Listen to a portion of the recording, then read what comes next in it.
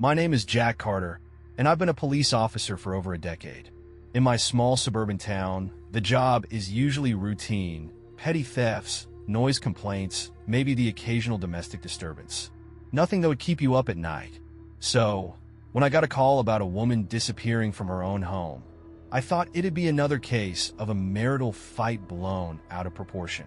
The house was in one of those newer developments, pristine, modern, and unervingly symmetrical, like it had been lifted straight from a real estate catalog. When I pulled up, the driveway lights clicked on automatically, throwing sharp, angular shadows across the yard. Sitting on the front steps was Mark Blake, the man who'd made the call. He was dressed in a designer sweater and slacks, but his disheveled hair and pale face gave him the look of someone who hadn't slept in days. "She's gone," he said the moment I stepped out of my car. His voice cracked, and he gripped his phone so tightly I thought it might snap. I approached him slowly, keeping my tone calm. "All right, sir. Can you tell me what happened? When did you last see her?" "Last night. We were sitting together in the living room. I got up to grab some water, and when I came back, she wasn't there," he said, his eyes darting toward the dark windows of the house. "I thought she'd gone to bed, but she wasn't upstairs. She's just gone. Have you checked outside? Maybe she went for a walk." He shook his head. "I've checked everywhere. Inside, outside, the yard, the street. She didn't leave. She couldn't have left. I don't know how to explain it." I glanced at the house behind him. It loomed in the darkness, the clean lines of its architecture almost too perfect, too sharp. Something about it unsettled me, though I couldn't quite put my finger on why. "Let's take a look," I said, motioning for him to lead the way. The inside of the house was just as polished as the exterior. Every piece of furniture seemed strategically placed, every surface spotless. It smelled faintly of lavender, but underneath there was another scent, something metallic and cold. Mark led me into the living room, where a large sectional couch faced an oversized TV mounted on the wall. The coffee table was empty, save for a single glass of water with condensation still clinging to the sides. "This is where she was sitting," he said, pointing to the couch. And this, he moved to the far wall, where a monitor displayed footage from several security cameras. "This is what I saw." He clicked on a video file, and the screen filled with a view of the living room from above. I watched as a woman, presumably his wife Laura, sat on the couch scrolling through her phone. She looked completely normal, relaxed even. After a minute, she set the phone down, stood up, and turned toward the camera. And then she was gone. It wasn't like she walked out of frame or the camera cut off.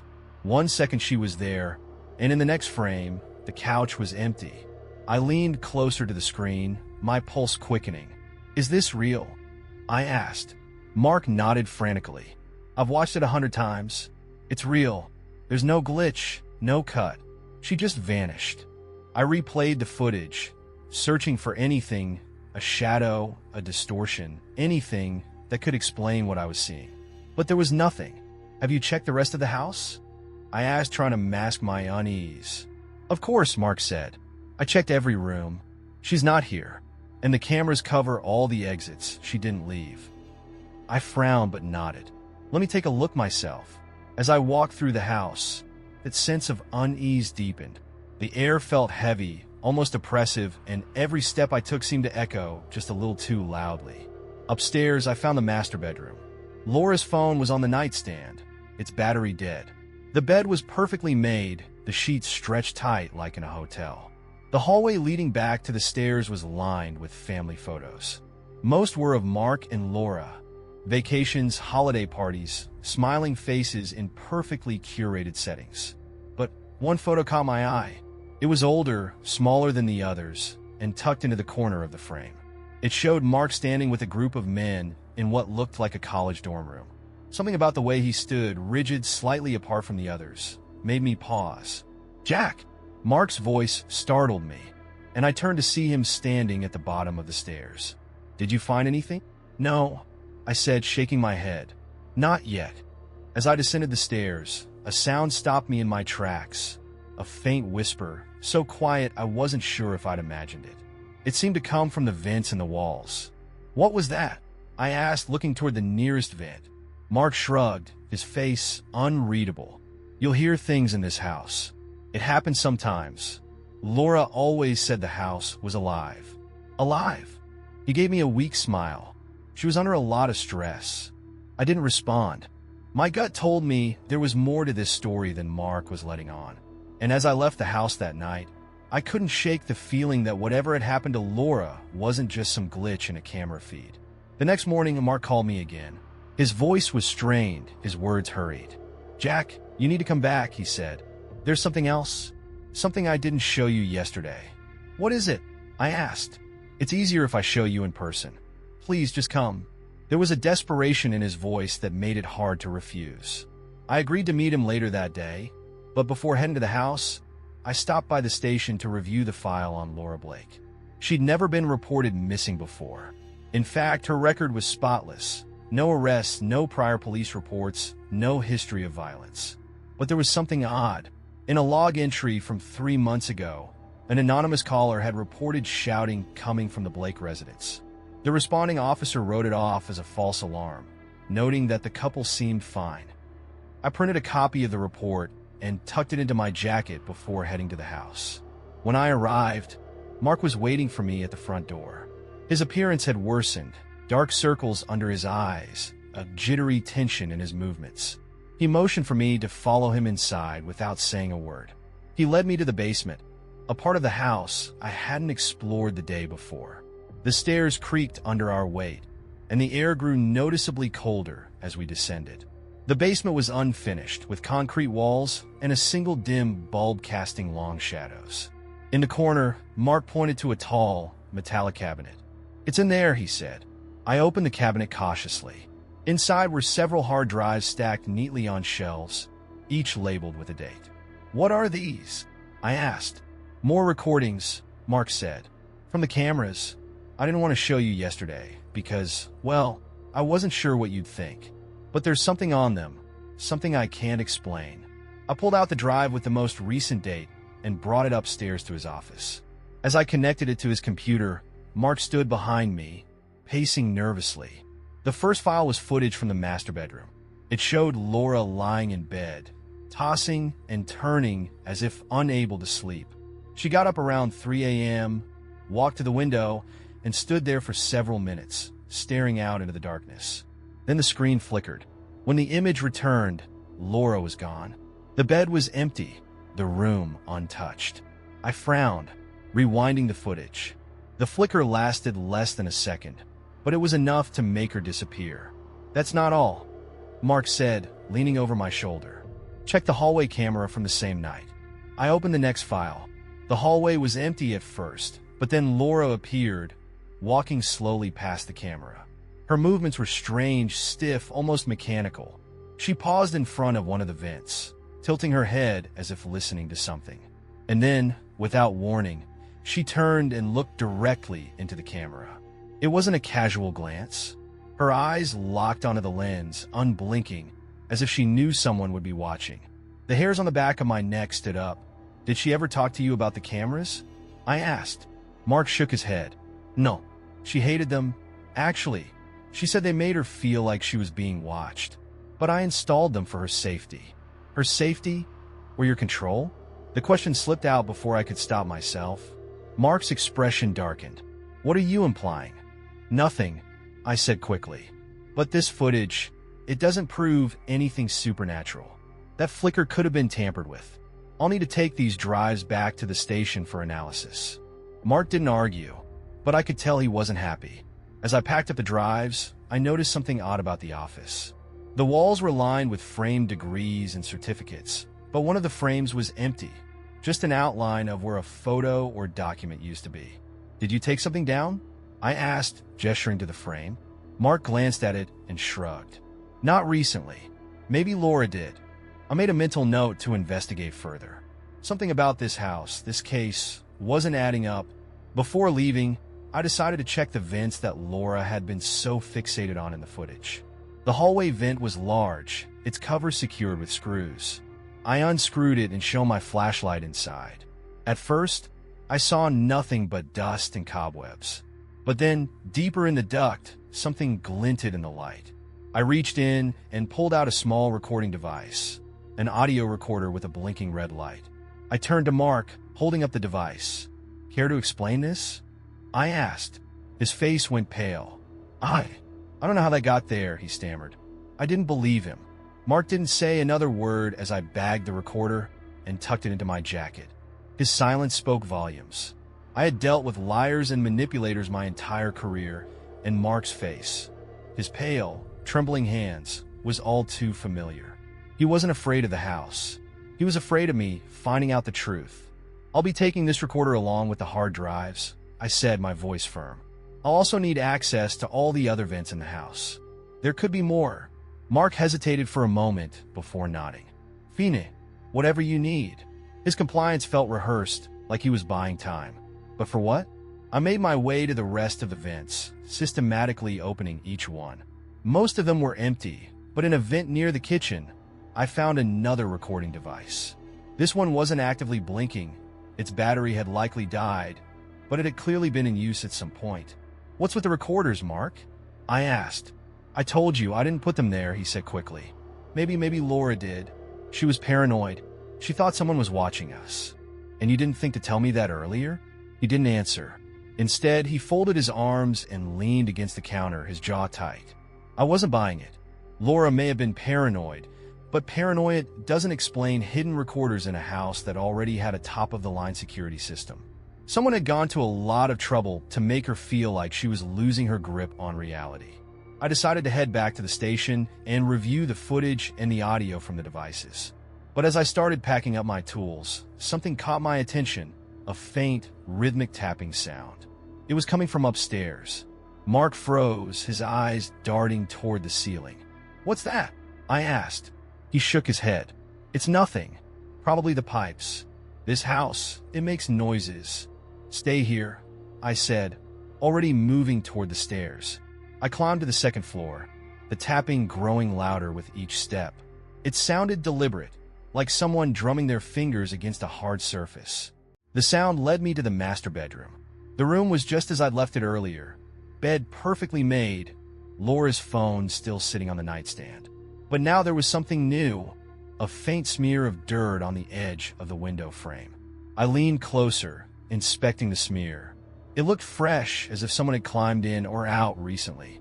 Outside, the ledge below the window was scuffed, the marks faint but visible in the morning light. I opened the window and stuck my head out, looking down. The drop to the ground was steep, but not impossible. Someone could have scaled the wall if they were careful or desperate. Behind me, the tapping stopped. I turned around, half expecting to see Mark standing there, but the room was empty. For a moment, I thought I'd imagined it. But then I noticed something on the bed, a single footprint. It was faint, barely visible against the pristine white sheets, but it was there. The print was small, likely a woman's, and it was smeared with the same dirt I'd seen on the window frame. Mark, I called, heading back downstairs. He was standing in the living room, his hands shoved into his pockets. What is it now? He asked, his tone defensive. There's a footprint on the bed. Fresh dirt on the window frame upstairs. You sure you've told me everything? His eyes widened, and for a moment, I thought he might crack. But then his expression hardened. I don't know what you're talking about, he said flatly. You're the one who's supposed to figure this out, aren't you? Something in his tone sent a chill down my spine. It wasn't anger or fear, it was resignation. I didn't trust him, not for a second. Back at the station, I plugged the hard drives into the computer and started going through the footage. Most of it was uneventful, hours of empty hallways and quiet rooms. But then I reached a file labeled Laura Final Night. The video began in the living room. Laura was pacing, her hands clenching and unclenching as she muttered under her breath. I turned up the volume, trying to make out her words. I'm not crazy, she was saying. I'm not crazy. He's doing this. He's doing all of this. She stopped suddenly, turning toward the camera. Whoever's watching this, she said, her voice low and trembling. Please, help me. He won't let me leave. The screen flickered, and when the image returned, Laura was gone. I leaned back in my chair, my mind racing. Laura had clearly suspected Mark was behind whatever was happening to her. But how? Why? And where was she now? I opened the audio files from the recorders next. The first few were static, mixed with faint, unintelligible whispers. But one file stood out. It was longer than the others, nearly an hour in length, and the audio was crystal clear. It began with the sound of footsteps, slow, deliberate, moving through the house. Then came a voice. "Laura!" It was Mark's voice. "Laura, are you awake?" There was no response, just the sound of heavy breathing and the creak of floorboards. "You're not crazy, Laura," Mark continued, his tone almost soothing. "You're just confused. You don't know what's real anymore, do you?" The recording ended abruptly, leaving a cold, heavy silence in the room. Mark wasn't just trying to control Laura. He was trying to break her. I couldn't sleep that night. The audio from the recorder kept playing in my mind. Mark's voice, low and deliberate, coaxing Laura deeper into her own fears. This wasn't just about control. He had crafted an entire world of paranoia for her, and now I was caught in it too. The next morning, I headed back to the house, this time with a warrant. I wasn't going to wait for Mark to cover his tracks. When I arrived, Mark didn't answer the door. His car was in the driveway, and the curtains were drawn, but the house felt vacant. I knocked again, harder this time. "Mark, it's Jack Carter. Open up." Nothing. I tried the door, and to my surprise, it swung open. The house was silent, save for the faint hum of the ventilation system. "Mark," I called, stepping inside. The air was heavier than before, and the lavender scent I'd noticed earlier was gone, replaced by something metallic and sour. I drew my weapon, my instincts telling me that something was very wrong. I moved room by room, clearing each space as I went. The kitchen was spotless, the living room exactly as I'd left it. But when I reached the basement, I found the door ajar. The staircase creaked under my weight as I descended. The single bulb above flickered, casting erratic shadows on the walls. The metallic smell was stronger here, almost overpowering. The metallic cabinet where Mark had stored the hard drives was open, and its shelves were empty. On the floor lay a single object, a wedding ring. I crouched down to pick it up, turning it over in my hand. The inscription inside read, M+L forever. As I stood, a faint sound caught my attention. It was coming from behind one of the concrete walls, a dull, rhythmic thudding like something knocking from the other side. I searched the basement, looking for any sign of a hidden entrance. Near the back corner, I found it, a narrow seam in the wall, almost invisible except for the faint outline of a door. I pushed against it, and with a groan, it slid open. The hidden room was small, barely more than a closet. Inside, the walls were lined with photos, dozens of them, all of Laura. Most of the photos were candid shots. Laura in the kitchen, Laura sitting on the couch, Laura sleeping. But some were more recent, and they told a different story. In these, her face was gaunt, her eyes hollow, her expression one of sheer terror. At the center of the room was a chair. It was old and wooden, with thick straps bolted to the arms and legs. Next to it was a table covered in tools, pliers, screwdrivers, duct tape, and syringes. On the wall above the chair was a message scrawled in red paint. "You're not crazy." I felt bile rise in my throat. This wasn't just a case of manipulation. Mark had been torturing her, physically and mentally, breaking her down piece by piece. I turned to leave, but the thudding sound grew louder. It was coming from beneath the floor. I searched the room, finding a loose panel in the floorboards. Beneath it was a crawl space, dark and narrow. "Laura," I called, lowering myself into the space. The air down here was stifling, thick with dampness and decay. I crawled forward, my flashlight cutting through the darkness.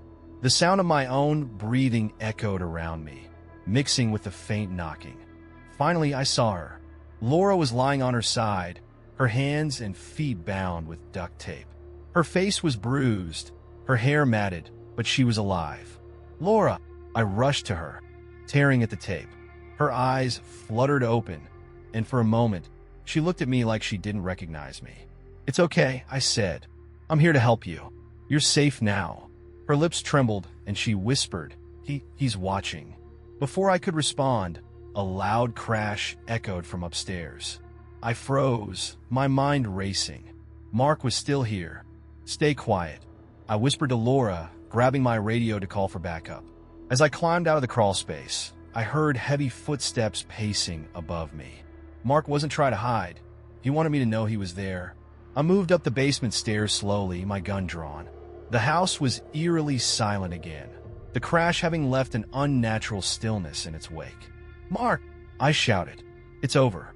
Come out now." No response. I stepped into the living room, scanning the area. The front door was wide open, swinging gently in the breeze. Outside, the driveway was empty. Mark's car was gone. He'd vanished. Backup arrived within minutes. 2 officers escorted Laura to the hospital while I stayed behind to oversee the search. Every inch of the house was combed through, cabinets, closets, every hidden nook and vent. But Mark was gone, and with him, the answers to so many questions. The hidden room in the basement was photographed and documented. The tools, the chair, the photos. They painted a grim picture of what Laura had endured. But there was no sign of where Mark might have fled. At the hospital, Laura refused to speak to anyone but me. When I arrived, she was sitting in a private room, her arms wrapped tightly around herself.